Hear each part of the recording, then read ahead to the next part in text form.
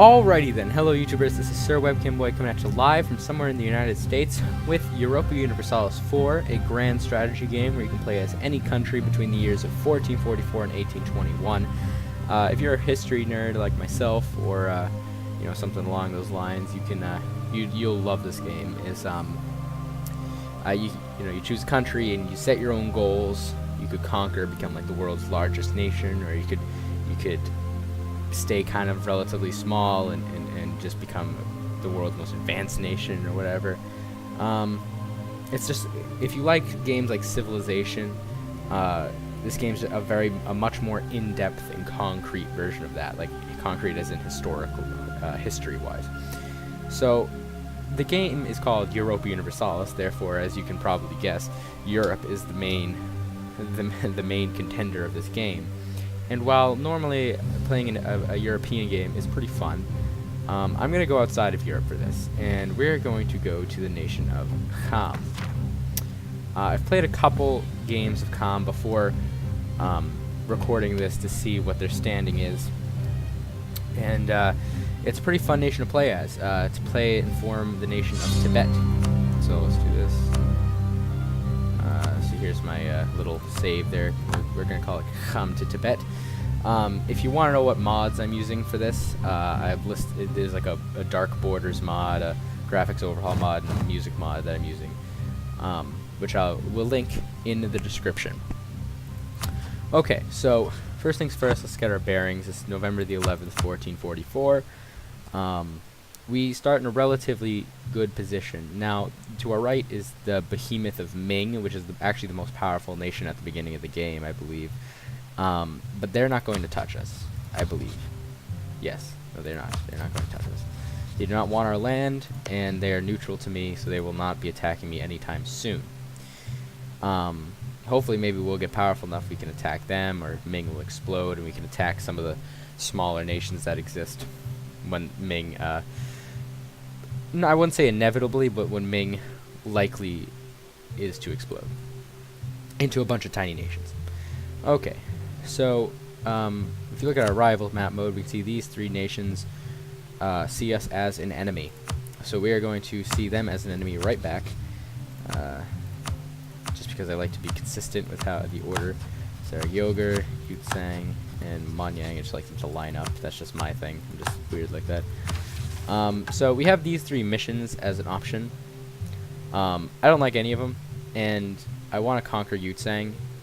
So I'm going to select Improve Our Siege, then immediately cancel the mission, so that in 1 year I will get a mission that I can conquer this province right here, arguably the biggest province in the game, Changtang. And we can go to war with U-Tsang. And what I want to do is I want to annex U-Tsang right off the bat, just completely eliminate them from the earth.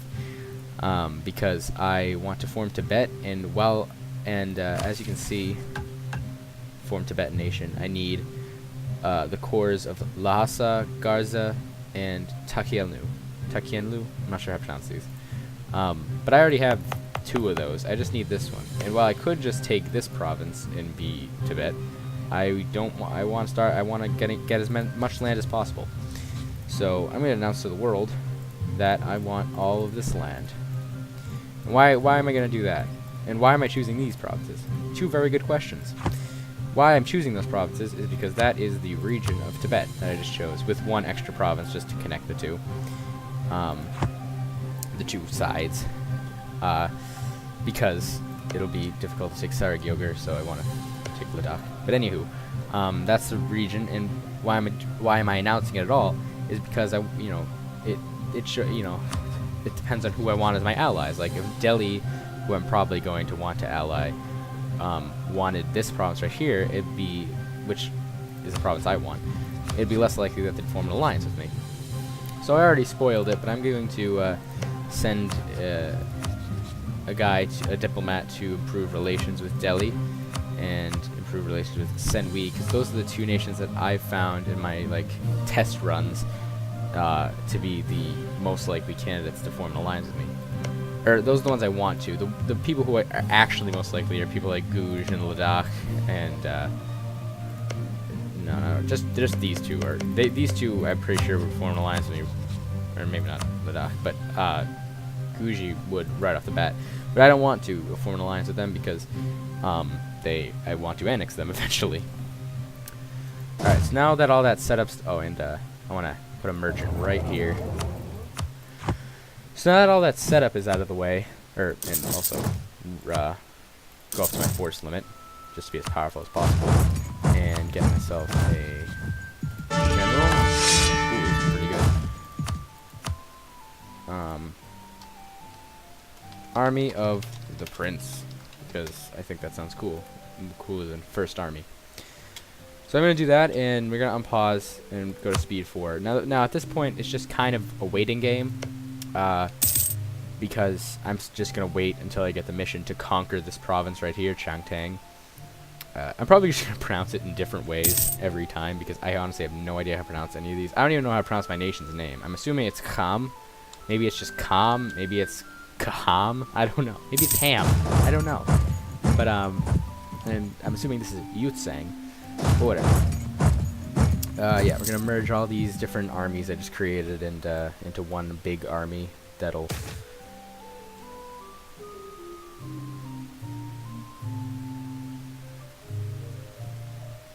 Alright. I just got an interesting event I haven't gotten before. Alright, ambitious and talented daughter who has impressed both diplomats. How much legitimacy would I lose? See, this is risky, because 334 is actually pretty good. Well, it's a little bit average. It's a little bit above average. It's not great, but average is like 333. So 334 is a little bit better than average. But my guy's only 222. I could risk it, but I think I'm just gonna go for this. I'm going to name her Vermin Supreme after the amazing presidential candidate. Alrighty then. How close is Senwi to allying with me? Not too far off.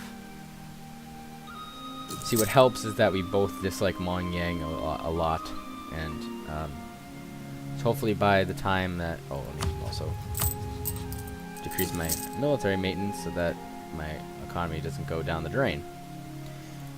A lot of people are more risky with their economics, but because my country is so poor, I don't want to do that. I don't want to take loans because it would be really hard to get my money back to pay the loans. Let me just show something real quick. My country looks large, right? Obviously not as large as Ming, but like a lot of the countries in India and down here in Southeast Asia, and even some of the ones up here, and of course Japan, my country looks massive compared to those. I mean, so like, what's the problem? Well, as you can see, it's not many provinces, and each province is really low development. Like, really good development would be like Beijing over here with 33 development. But like my best province, let's see, is this 6 development province, which is really not that good at all. So, you know, that's why I only have 9,000 guys. And I want to get more land so I can become more powerful, and then it'll be a snowball effect. And hopefully this this series will not end with me rage quitting about something, because this is Iron Man. Iron Man, you can't quit. I mean, well, you can't quit, but you can't, like, you know, go back and redo things. Okay, so Senwi is very close to allying with me, so let's just wait for that to happen. It's a little risky to wait, only because Nepal loves to declare war on U-Tsang. If they do that, it'll be a little more tricky to get all the land I want. By a little more tricky, I mean probably nearly impossible, because Nepal's right there, and they'd be able to probably snag these 2 provinces. Alright, so when January hits, we'll probably be able to get the alliance. Yep. Alright, there we go. So, offer alliance. And let's wait for... We'll wait for my diplomat to return, and we'll declare war on U-Tsang. All right, take Changtang. I don't know. That's we're gonna go straight in for that.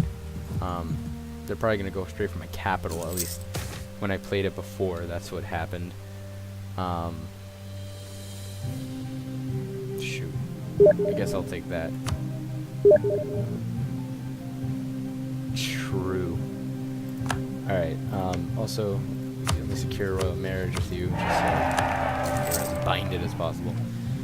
Alright, so to maximize how much we have sieged at once, we will just go through the different provinces and drop off 1,000 soldiers per province. Also, let me raise my war tax so I don't lose too much money. And we will continue to do that.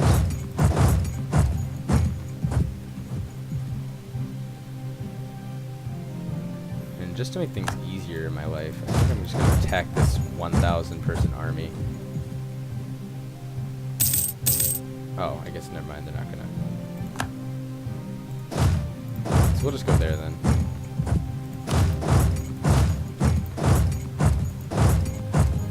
Alright, so this 1,000 army, I'm not sure what they're doing. Okay, they're just gonna annex. I mean, not annex, occupy Khamdo.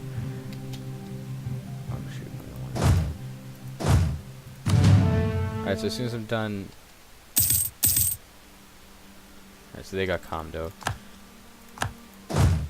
Alright, so we're gonna go to this province right here, Gaze, and we're going to avoid the province they're occupying right now. So why do I want to do that? Well, maybe I don't even need to. Maybe I don't even need to, considering how good my general is. But I'm going to anyways, just to minimize the loss of soldiers, because it costs a lot to get soldiers back. What do I mean by all that? Well, as you can see in this simple terrain map mode, my capital is in highlands and surrounded mostly by river on all sides. And the combination of the two leads to a lot of penalties to my army. Because think about it, you know, crossing a river and going up a hill is probably going to wear you down a bit and going to make you less able to fight. And that's the case in this game. And so why I'm going to this province is because it's the only province without a river crossing. So yeah, that's where I'm going to go. I'm going to send these guys right here so that they don't have this province at their disposal. I want to be able to beat this army right here and just take their capital and be on my way. So yeah. So we're just going to wait for that. Probably go to speed 5 right now. A lot faster than I usually do it, but I mean, especially during a war, but I mean, why else?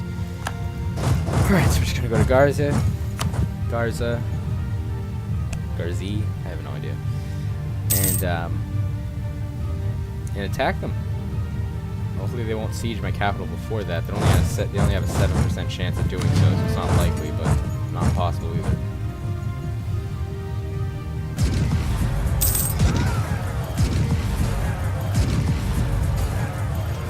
We absolutely destroyed them. So we're gonna go to Lhasa. That's where they're probably retreating to. That's the only place I can imagine because they don't have any allies or anything. And then we're just gonna take out their capital. We're just gonna occupy their capital and get 100% war score and annex them. Now, if you're thinking of playing this game, let me just emphasize that it's depending on who you play as, it's very hard to annex countries.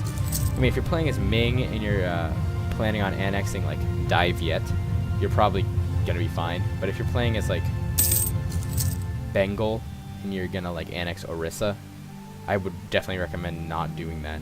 There's something called aggressive expansion. I'll show you actually just real quick while I'm doing this. Here's the peace deal map mode. Down here you see aggressive expansion. Because my peace deal doesn't include taking land, no one cares. But like, if I were to if I were a small enough nation annexing a big enough nation, I could get a lot of aggressive expansion points, especially if they're really valuable provinces. And people begin to really dislike you. So, and they'd probably eventually declare war on you if you did enough. When I played my Florence game, that was the bane of my existence, because I didn't really pay attention to aggressive expansion back then. And so it'd be unfortunate when I'd take too much land in Italy at one time, like, while not paying attention to the amount of aggressive expansion I was procuring, and I'd get a like 50 country coalition against me and not be able to defend myself because that's such a large number of countries. So enough of that rambling. We are almost done with the siege. I imagine there's a 28% chance that we'll finish it in now. Yes, there we go. That was actually very convenient that I said that. So look at this. We're just going to take all of this land and take as much money as we possibly can. Oh, alright, so that's as much as you'll give me. So look at that. So can I form the nation of Tibet yet? No. This has to be a core province, so we're gonna just core. Gonna make sure that our nation's not corrupt, because that would not be good, I guess. We completed the mission, so I think we get more prestige, and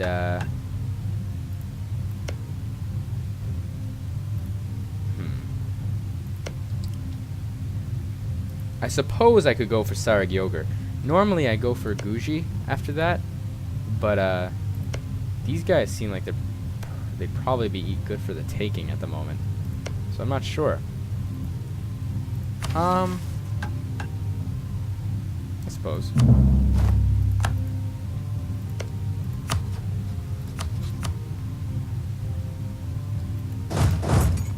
Alright, so I think that's it for this video. Next time we're going to conquer more land. In the next video, I give it a very good chance we'll be able to form Tibet, and we'll continue on from there, see what happens. So thanks for watching this video. Click like if you like, click dislike if you dislike, but if you do, I'll be on you like Kham on U-Tsang, if that makes sense. Subscribe to join the Webcam Boy clan today. Bye.